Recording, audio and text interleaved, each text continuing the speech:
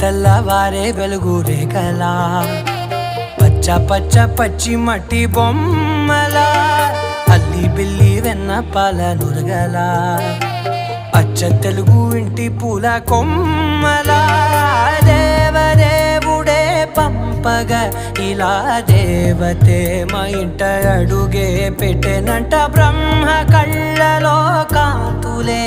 మా అమ్మలా మా కోసం మళ్ళీ లాలి పాడేనంట.